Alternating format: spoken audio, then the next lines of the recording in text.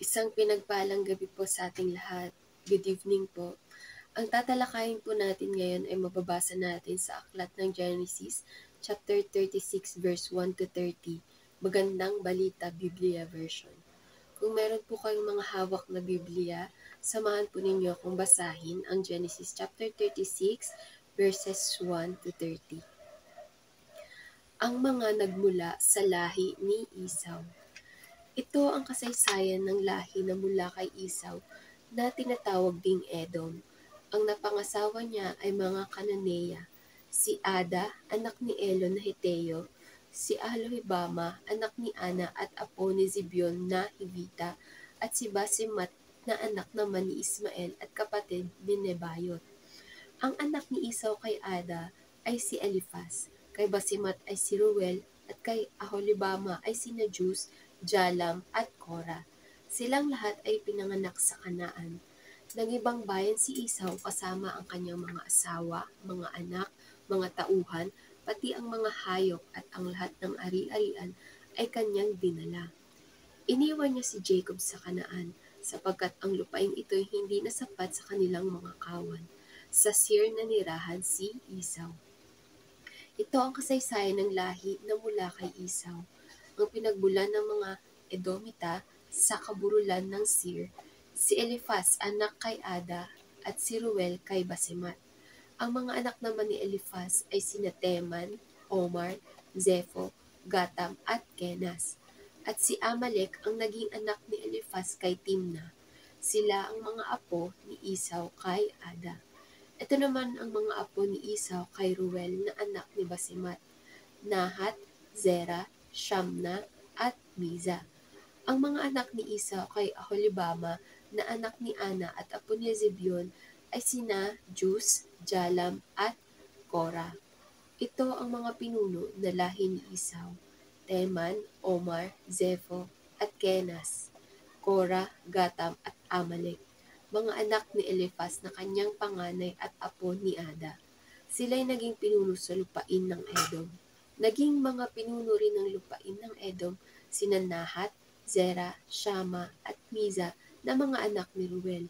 Sila ang mga apo ni Esau kay Basimat. Sina Jus, Jalam at Kora ang naging pinuno ng mga anak ni Esau kay Aholibama na anak ni Ana. Ang lahat ng mga liping ito ay nagmula sa lahi ni Esau. Ang lahi ni Seir. Ito ang mga anak ni Seir: ang Hereo, Lotan, Sobal, Zibeon, Ana, Dishon, Ezer, at Disan. Sila ang mga pinuno ng mga Hereo na unang nanirahan sa lupain ng Edom. Ang mga anak ni Lotan ay sina Hori at Heman. Si Timna ay kapatid na babae ni Lotan. Ito naman ang mga anak ni Sobal: Alvan, Manahat, Ebal, Sebo, at Onam. Ang kay Zibeon naman ay sina Aya at Ana. Si Ana ang isang nakatuklas ng mainit na bukal sa ilang samantalang inaalagaan ang mga asno ng kanyang ama. Ang mga anak ni Ana ay si Dishon at ang kapatid nitong babae ay si Aholibama. Ang mga anak naman ni Dishon ay sina Hemdan, Esban, Itran, at Keran. Sina Bilhan, Zaavan, at Akan ang mga anak naman ni Ezer. At kay Disan ay sina Hus at Aran. Ito ang mga pinuno ng mga Hereo sa lupain ng Seir ayon sa kanilang angkan: Lotan, Sobal, Zibeon, Ana, Dishon, Ezer, at Disan. Pinagpala ng Diyos ang ating mga salitang binasa. Tayo po ay manalangin. Diyos amang mapagmahal at makapangyarihan sa lahat, sa oras po na ito kami po ay dumudulog sa inyo. Sa kabila po ng mainit na panahon, dalangin po namin na mag-init din ng aming mga puso para sa iyo. Naisin namin na makapakinig pa ng iyong mga salita. Samahan mo nga po kami sa pag-aaral namin ngayong gabi. Humihingi rin po kami ng kapatawaran sa aming mga kasalanan, sa aming mga pagkukulang, sa aming mga pagdududa.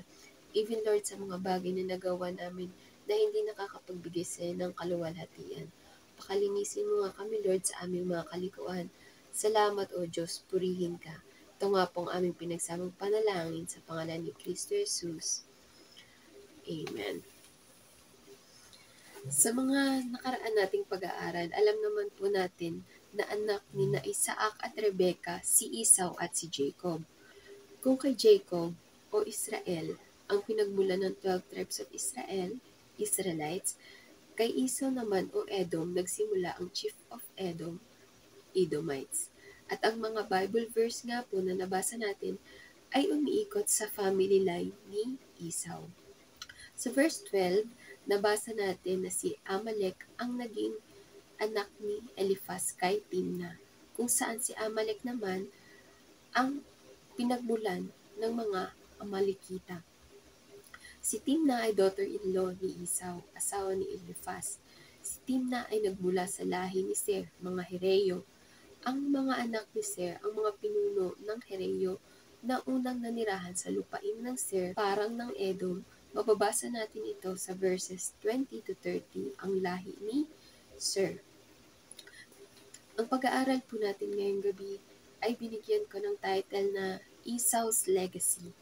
Legacy meaning it is the total of your life experiences, beliefs, values, and traditions passed down from generation to generation. It is good and bad and everything that you leave behind. Si Esau ang naging ama ng mga Edomita, habang si Jacob naman ay ang naging ama ng mga Israelita. At ang dalawang bansa o lahi ay nagkaroon ng mga paglalaban na naging malaking bahagi ng kanilang kasaysayan.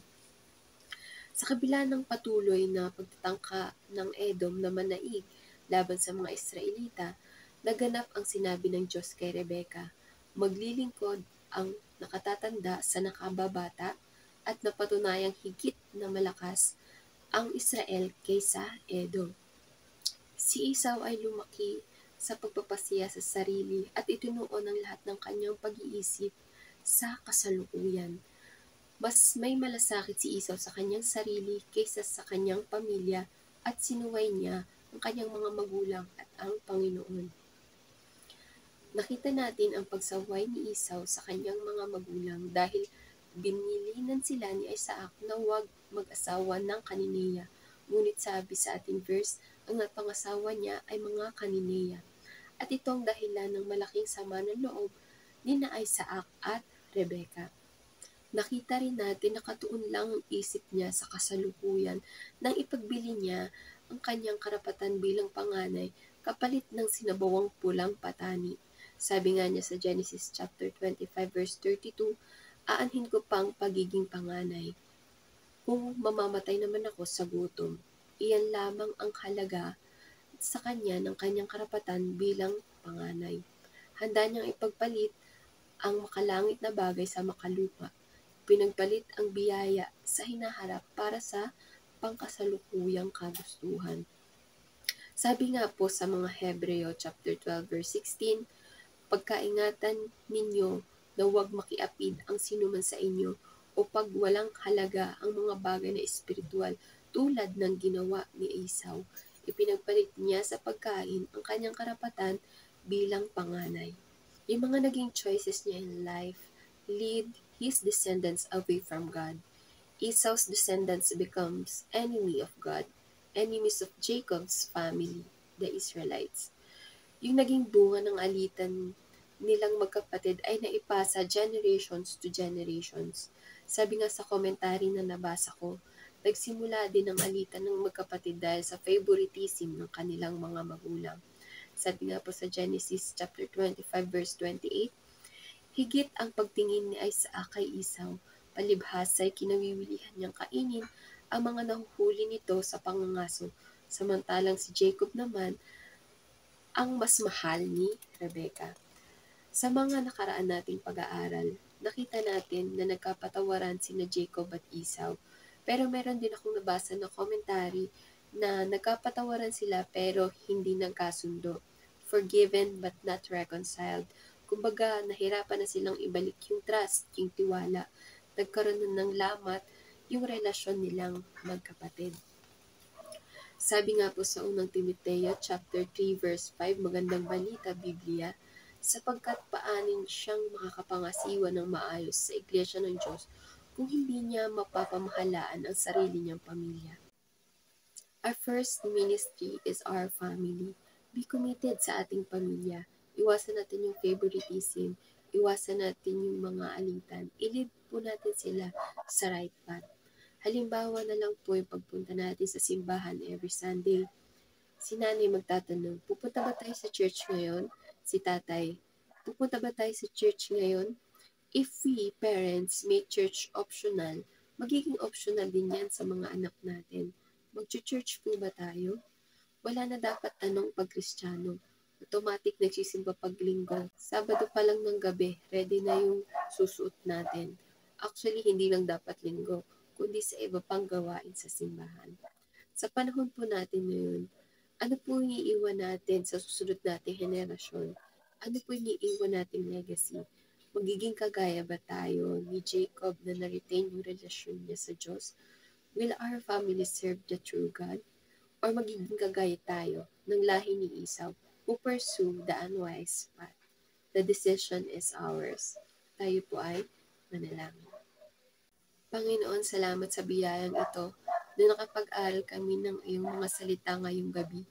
Nagpapasalamat kami sa pagkakataon na ipinakita mo sa amin ang iyong kaalaman at pag-ibig sa pamamagitan ng iyong banal na kasulatan. Lubos naming pinagdarasal ang bawat miyembro ng aming pamilya. Yakapin mo ang bawat isa sa kanila at palakasin ang kanilang mga puso at kaluluwa. Nagpapasalamat kami sa iyong presensya ngayong gabi. Patuloy mo po kaming gabayan. Ito na nga po ang aming pinagsamang panalangin sa pangalan ni Kristo Jesus. Amen at Amen. Yan lamang po and thank you.